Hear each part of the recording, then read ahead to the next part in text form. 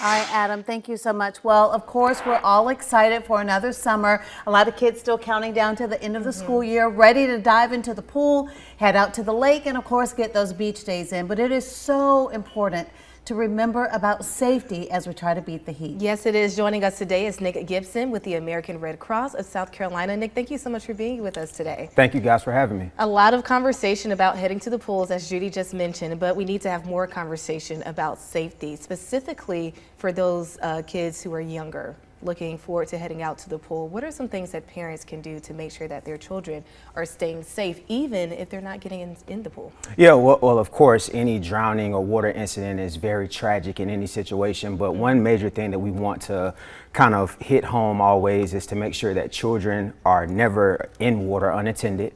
Also make sure that those children as well have life jackets on no matter what the situation is. If you believe they can swim or not swim, they should always have life jackets on that fit them properly so they can stay safe in the water. You know, I'm so glad you mentioned life jackets. You actually brought an example here that you don't need to just carry them with you. You need to, number one, put them on. But also for children, I always see, and I don't even know why they're sold anymore, but the little arm floaties where the kids put them on. They have all the little cute designs, but if one of those things deflates, they can be in trouble. Yeah, that's correct. And life jackets are always very important for little kids just in general. This is actually a life jacket that I have, so this is my personal life jacket whenever I go on fishing trips or anything like that. But just make sure that the life jackets fit those children properly. That way it doesn't fly off of them or come off of them inside of the water. And learning CPR is important as well. You may not think you need it, but it's better to know it than not to know it in a situation. Yeah, and at the American Red Cross, we recommend that everybody takes CPR and at least one person is CPR certified around water or any type of aquatics. That way, if a tragic situation does happen, that person is able to give CPR or render CPR as quickly as possible. And the American Red Cross offers those classes. I know when my boys were little, we went to, I was like, my husband, everybody who was around, I'm like, everybody's got to be certified. You know, now they're older and they know how to swim, so you slip into a little bit of complacency, but it's good to do that refresher so that you understand what you need to do in an emergency. Yeah, we offer those CPR classes. We also offer swimming classes as well through the American Red Cross. And of course, anybody who's interested in those classes, they can visit redcross.org /water safety, and all of that information is online. And how young can those swimming lessons start? At what It age? could start as young as possible, 6, 7 months to someone who is extremely older. So the classes vary, but at a very young age. Well, I'm glad you say those even older, because especially in the African American community, there are a lot of older individuals, a lot of parents, their kids swim way better than they do.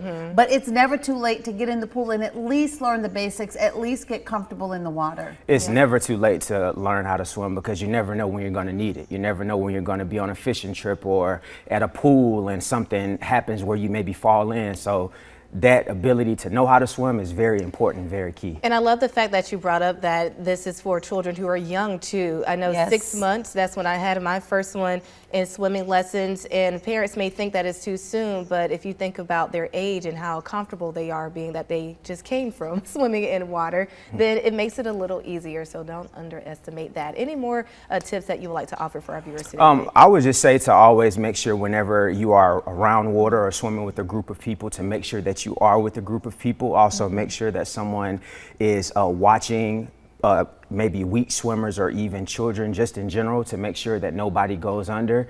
And if someone does go under, I think the most important thing is to never ever jump in. Try to throw out some type of flotation device.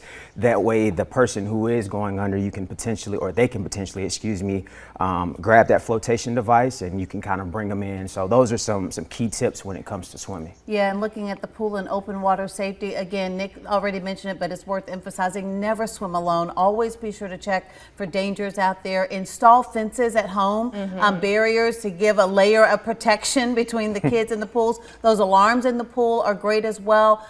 Be careful about those pool drains, and even with the kids' pools, and this is for mosquitoes as well, empty out all of that water afterwards. But Nick, I just want to emphasize to people that when people get in the water, I think the perception is that you're going to hear screaming and splashing and all of that, but it's actually very quiet and happens so quickly. And that's why it's so important to keep your eyes on, especially the little ones, not the cookout, not the music, you know, the conversation with the friends. I mean, we always have a policy. We have one of those little wrist things with a whistle on it.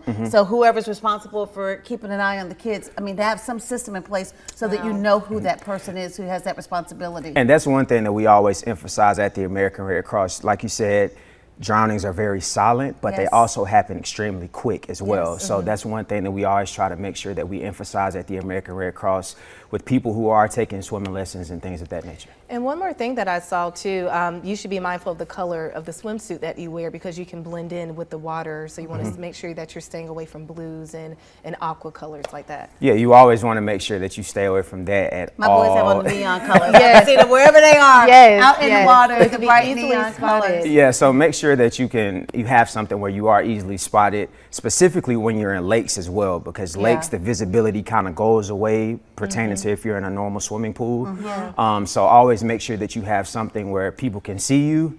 And like I just emphasized before, make sure that you have people around you just in case if something tragic happens. All right, and the CPR classes, am I remembering, how many weeks do they typically run? They're typically about 3 to 4 weeks. It just depends. Yeah, I remember it yeah. wasn't, I mean, it was not a overwhelming investment in time. I mean, it's something that's very doable, especially over the summer. It just depends. So Okay. yeah, it varies. So. All right, well, we encourage everybody to check out those classes and just think safety first when you're out on the water. Yes, Nick, thank you so much for joining us. We'll Thank make you, sure to guys. have this interview online so you can share it with your friends and family. We'll be right back.